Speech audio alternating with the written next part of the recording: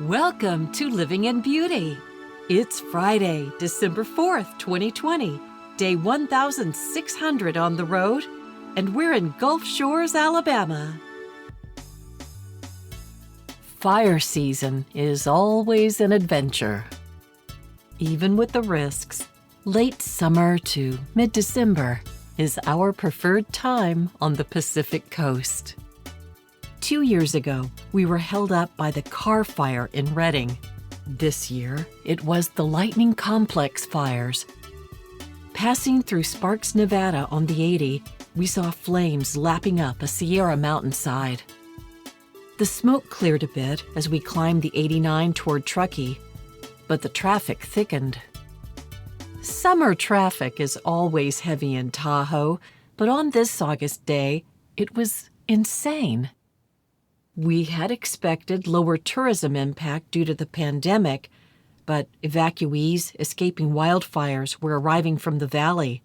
Tahoe was overflowing with refugees, camped any way they could in any available or unavailable parking space.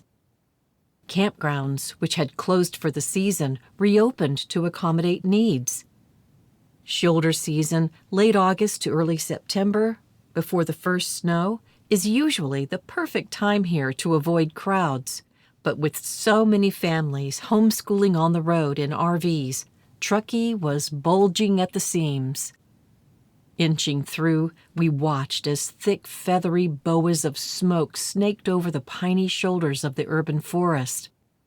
If the wind shifted and the basin caught fire, it would result in mayhem. We both flashed back to 2016, when we were in a similar situation in Gatlinburg, Tennessee. About an hour before that horrible fire erupted into tragedy, our instincts told us to skedaddle. I spotted a forestry road marked no entry. The GPS showed it leading down the mountain away from the business district. Somehow, Jim managed to wedge us out of that gridlock traffic, and we took that escape route. Truckee traffic jams are kind of entertaining. Paddlers on the river, leathered bikers with braided beards, and cyclists in candy-colored European spandex. The last few weeks before the first snow is usually a perfect time to be here. So we relaxed into the moment and studied fire reports which yielded little to no info about the current situation other than the obvious. Extreme, historic. No wonder everyone was heading up here, even though the lake views, obscured by the hellish smoke, lacked the usual come-hither look. This was not a tourism event, yet business was open. We were thrilled that restaurants, gas stations, and breweries continued to provide services. The only option was to wait it out. With premature snowstorms in Colorado and Nevada, and severe fires in Oregon and Los Angeles, Lake Tahoe would, for the moment, be our one-day-at-a-time home base until it was safe to head south. Sparkles of the old Bobo luck began to rise and break to the surface. Stranded in Lake Tahoe. Nice. As we checked in to the William Kent National Forest Campground, Jim congratulated himself for reserving this space 8 days in advance. But as we slipped Beauty snugly into our sight, our last tiny Verizon bar took leave of us. So, before the tires could cool, we checked the Red Cross radio, prepared our go bags, and inflated the kayaks.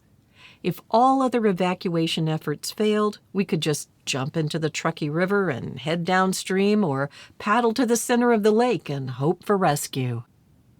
But the story ends well. The apocalypse abated, and from there on, the smoke began to clear, and we happily set off on a discovery mission of the William Kent Campground and the small but sublime William Kent Beach. We couldn't care less that that first night's tiny, no-hookup dry camping site was entirely wrong for our airstream, or that the asphalt site pad was so narrow that we barely fit side to side, or that once leveled, the threshold of our door, positioned over a steep, crumbling slope, was almost chest level. If Jim occasionally belted out a Tarzan yodel upon entry and exit, it wasn't much of an exaggeration. We were seriously up in the trees. Fortunately, a Jeffrey pine, which barely cleared our opened door, served to break our momentum, as we often fell sprawling out the door toward the slope. So yeah, our site was far from ideal, but so what? It was only a 5-minute stroll downhill to the beach. Let the Tahoe vacation begin. And luck struck again when we switched to a better campsite for the remaining 11 nights. Now, William Kent Campground offers no hookups, no electricity, water, sewer, but there is a dump station with fresh potable water to refill tanks or jerry cans, and plenty of restaurants and stores within walking distance. It's important to study the map before making a reservation at William Kent. Sites and pads vary widely in size. Most of the sites are better for tent or van camping because backing in puts the door on the wrong side, facing the private area of the adjoining campsite. But this was no big deal since we spent very little time at home. The summer of 2020 led us to some exquisite recreational lakes, which we hope to visit again someday, but none can compete with Lake Tahoe. The view always takes our breath away. Lake Tahoe, the drama queen of glacier lakes, caught up in a love-on-the-rocks relationship with California and Nevada, the 72-mile-long lake has a story to tell about her birth, her adventures, her hot fling with Mark Twain, and her dry spells and glory days, her triangulated marriage, the ensuing scandals, and her off-and-on Olympics career. No wonder she's in therapy. Hopefully, she will achieve full clarity, and all will benefit as her partners cooperate in good faith during these disastrous environmental times. I mean, just the water alone, the range of blues, gold to turquoise, then cobalt, electric blue. Someday, when the air quality is better, I hope to circumnavigate the lake, paddling the 72-mile shoreline on my kayak. As usual, we didn't plan enough time to experience the cities and gawk at the private enclaves or search for hidden shorelines. Yeah, we missed the waterfalls and rafting the Truckee. We didn't cycle the Truckee either or spelunk the old railroad tunnels. Even worse, we failed to hike Fallen Leaf Lake and Galena Creek and Monkey Rock and Balancing Rock at the D.L. Bliss State Park. Neither did we explore the Spooner Backcountry, take Pico for a run on Kiva Beach, or paddle the west shore near Bonsai Rock, or snorkel Zephyr Cove, paddle to Finette Island on Emerald Bay to visit the tea house and lift a cup to Captain Dick, or watch the cliff jumpers at Angora Lake, and toast every spectacular day at a different craft brewery.